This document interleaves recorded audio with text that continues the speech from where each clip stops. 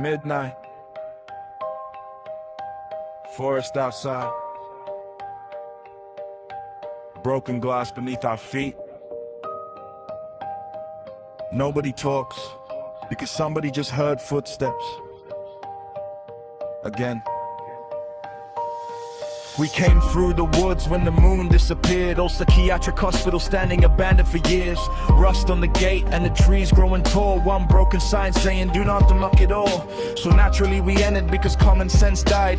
Somebody laughed and somebody lied. Said it's just an old building, there's nothing inside. Then the front door slammed and the laughter subsided. Dust in the hallway, wallpaper peeling. Something in the darkness giving off a bad feeling. We found a pentagram painted deep in the floor.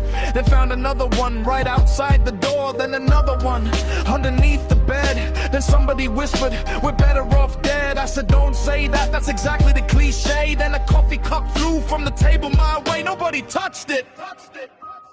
Nobody moved. Everybody looked at everybody like, which one of you? We moved through the ward with a flashlight flickering. We froze. The wheelchair stopped and slowly turned like it had somewhere to go.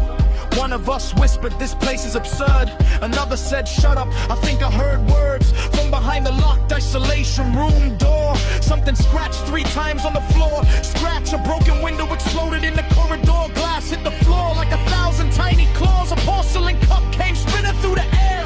Nearly hit my head, but nobody was there. Then another cup smashed against the wall. Then every light in the building started to fall. On, off, like something was playing with the switch. Maybe something's in your head. Don't go looking for the ghost in this abandoned ward tonight, because when you lose your mind, you can't tell wrong from. We found the old dining room covered in decay. Tables overturned and the chairs thrown away. There were cups on the shelves and plates on the ground, and one ceramic mug slowly spun around. I said, nobody touch it. Somebody said I won't. That's when the panic became something alive, cause everybody knew that somebody was behind. But when we turned around, there was nothing to see. Just an empty hallway staring back solidly. Then the chain started rattling again. Closer, click, click, click. We ran through the corridor and slammed the door. Locked it twice and pushed the table to the floor. We stood there breathing, trying not to scream, until someone said, guys, look at the room. There was a pentagram underneath our feet.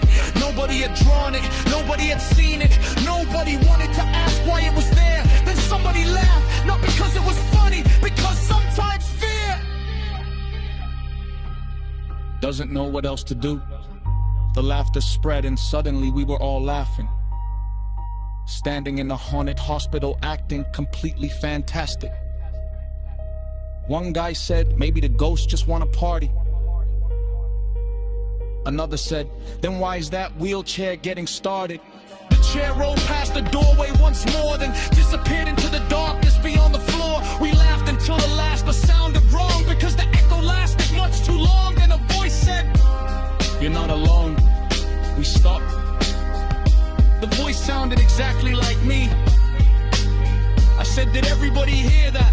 They said, yeah. I said, it sounded like my voice. They said, we know. Then the corridor lights died. Total darkness. Somebody grabbed my arm. I grabbed somebody else. Nobody knew who was humping who. We finally found a room with a window intact. Sat against the wall and tried to breathe back. Outside was the forest, completely still. No wind in the branches, no movement on the hill. Then I noticed someone standing between the trees, watching the building through the fog and the leaves. I pointed outside, but nobody could see. Then the figure waved directly at me. I blinked. Gone. Did you see that? No. Are you sure? Yes. Then someone behind us whispered, stop looking outside. We turned around, everybody was facing me. Nobody had spoken, at least nobody knew it. Morning eventually came. The forest became ordinary. The pentagrams looked like cracks. The chain stopped moving. The cup stayed on the floor. The window stayed broken. And we walked outside pretending everything was fine. Nobody mentioned the voice. Nobody mentioned the figure. Nobody mentioned the wheelchair. Nobody mentioned the pentagrams.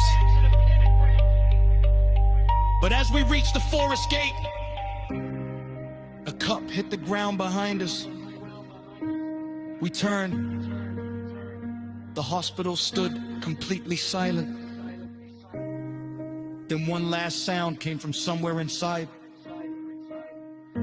Clink, clink, clink.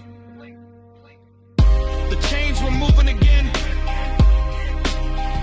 And suddenly nobody wanted to be the last person walking through the forest. So we ran. Because maybe ghosts are real. Maybe they're not. But there's one thing we learned that night. Don't go hunting for ghosts when you aren't completely sure who's standing beside you.